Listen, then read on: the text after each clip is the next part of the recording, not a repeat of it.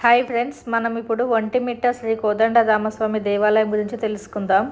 ఇది కడప జిల్లాకి సుమారు 22 కిలోమీటర్ల దూరంలో సిద్ధమఠానికి దగ్గరగా ఒంటిమిట్ట అనే గ్రామం ఉంటుంది. ఇక్కడ శ్రీ కోదండరామస్వామి దేవాలయం ఉంటుంది. ఇది చాలా పురాతనమైన ఆలయం అట.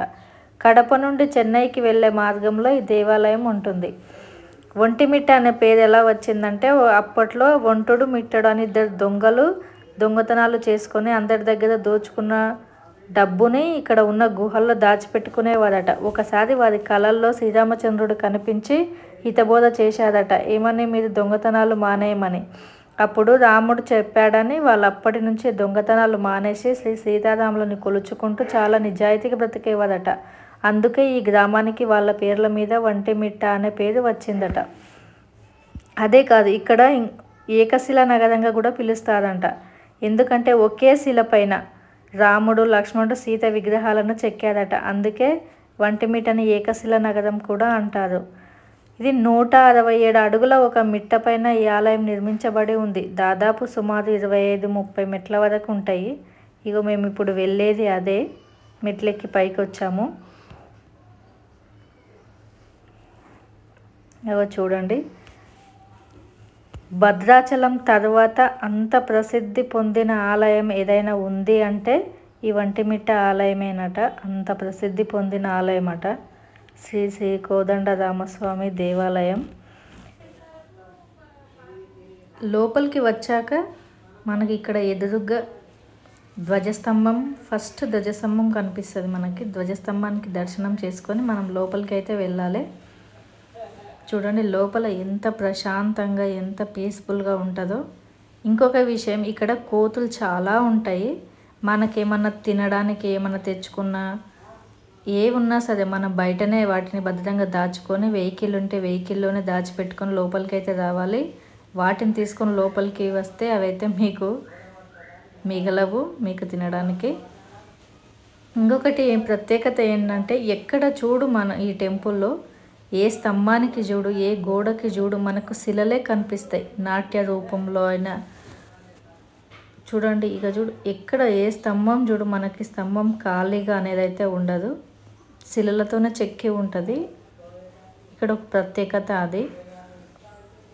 ఇంకొకటి, ఇక్కడ 3 ద్వారాలు ఉంటాయి. ఒకటి ఉత్తర ద్వారము, తూర్పు ద్వారము, దక్షిణ ద్వారము. ఉత్తర ద్వారం అయితే ఎప్పుడు క్లోజ్ చేసుకొని ఉంటుంది. తూర్పు ద్వారం, దక్షిణ ద్వారంలో అయితే మనకి దర్శనానికి పంపిస్తారు లోపలికి. ఉత్తర ద్వారం అనేది ఏదో స్పెషల్ దర్శనాలు ఉన్నప్పుడు మాత్రమే ఆ ద్వారాన్ని ఓపెన్ చేస్తారట. ఇంకొకటి, మా దర్శనం అయిపోయింది, మేము బయటికి వచ్చేస్తున్నాము. ఇంకో ప్రత్యేకత ఏంటంటే, ఇక్కడ అతి ముఖ్యమైన విషయం ఏంటంటే, మనం ఫోటోలో ఎక్కడ చూసినా కానీ రాముడు, లక్ష్మణుడు, సీత వాళ్ళ పాదాల దగ్గర ఆంజనేయ స్వామి అయితే కనిపిస్తుంది. కానీ మనకి ఇక్కడ అలా కాదు. ఒక శిలపైన రాముడు, సీత, లక్ష్మణుడు ముగ్గురు మాత్రమే కనిపిస్తారు. ఆంజనేయ స్వామి అయితే ఉండడు. ఆంజనేయ స్వామి మనము వాళ్ళ ముగ్గురిని దర్శనం చేసుకొని కొంచెం ముందుకు వచ్చిన తర్వాత అయితే మనకు ఆంజనేయ స్వామి కనిపిస్తాడు. అదొక ముఖ్యమైన ప్రత్యేకత. ఇంకొకటి, ఇక్కడ మఠాలు కూడా ఉన్నాయి, చిన్న చిన్న మఠాలు. ఏమైనా వ్రతాలు ఏమైనా చేసుకోవాలంటే చిన్న చిన్న మఠాలు కూడా ఉన్నాయి. నాగదేవత కూడా ఉంటుంది మనకి ఇక్కడ. నాగదేవతను కూడా మేము దర్శనం చేసుకొని ముందుకైతే వచ్చేస్తున్నాం. మా దర్శనం అయిపోయింది, మేము బయటికి వెళ్తున్నాము. చూడండి ఇగో అందరం, ధ్వజస్తంభం చూడండి ఎంత పెద్దగా ఉంది. లోపల చూడండి ఎంత ప్రశాంతంగా ఉందో అసలు. కొంచెం నైట్ అయింది కాబట్టి కొంచెం జనాలు అంత ఎక్కువ కనిపించట్లేదు. మేము దర్శనం అయిపోయి బయటకైతే వచ్చేసినాం. లోపల మనకి ఎంత ప్రశాంతంగా ఉందో అంత ప్రశాంతంగా గుడి బయట కూడా ఉంటుంది. ఇంకొకటి, ఇక్కడ నిత్య అన్నదానం జరుగుతుంది. ఎంతమంది వచ్చినా అన్నదానం అయితే లేదు అనకుండా అందరికీ అన్నం పెడతారు. మేము కూడా తినేసినాము. తిన్నాక మరి ఎంతో కొంత నేను కూడా విరాళం అయితే ఇచ్చుకున్నాను. ఎంత అని అమౌంట్ చెప్పలేను కానీ ఏదో చిన్న మొత్తంలో ఇచ్చాను. ఎంతమంది వచ్చినా కానీ లేదు అయిపోయింది అని అనకుండా ఇక్కడైతే నిత్య అన్నదానం ఉంటుంది. ఇంకొకటి, మేము అన్నం తిని బయటికి వచ్చేసినాము. వచ్చిన తర్వాత అరటిపళ్ళు అయితే తీసుకున్నాం మంకీస్కి పెట్టడానికి. ఇక్కడ మంకీస్, ఆవులు చాలా ఎక్కువగా ఉంటాయి.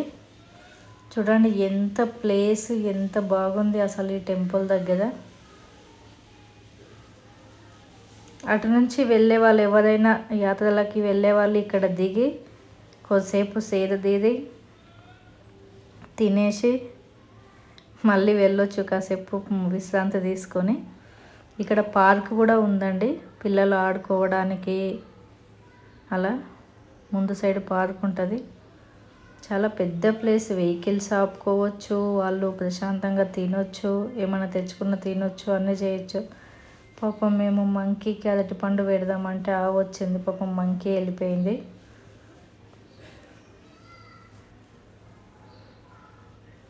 చాలా బాగుంటుంది ప్లేస్, నాకైతే నచ్చింది.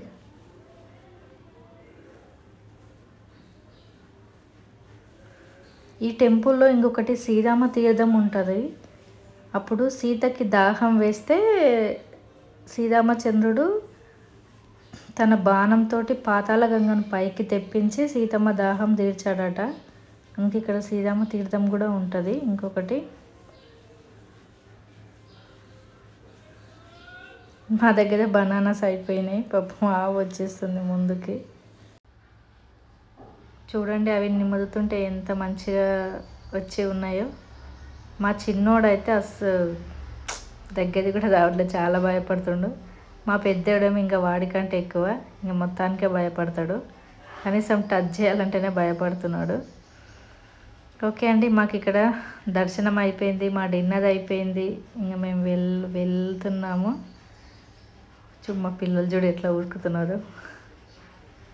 చూడండి ఇక్కడ ప్లేస్ నిజంగా ఎంత ప్రశాంతంగా, ఎంత బాగుందో. మీరు ఎవరైనా కడప నుండి ఏదైనా తీర్థయాత్రలకు ఏదైనా వెళ్ళేటప్పుడు ప్లీజ్ ఇక్కడ స్టే చేయండి, దర్శనం చేసుకోండి, చాలా బాగుంటుంది. కాసేపు విశ్రాంతి తీసుకోవచ్చు.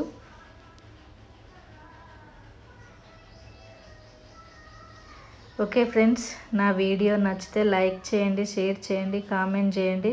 ప్లీజ్ ఎవరైనా సబ్స్క్రైబ్ చేసుకోకపోతే సబ్స్క్రైబ్ చేసుకోండి. బాయ్ ఫ్రెండ్స్, నెక్స్ట్ వీడియోలో మళ్ళీ కలుద్దాం.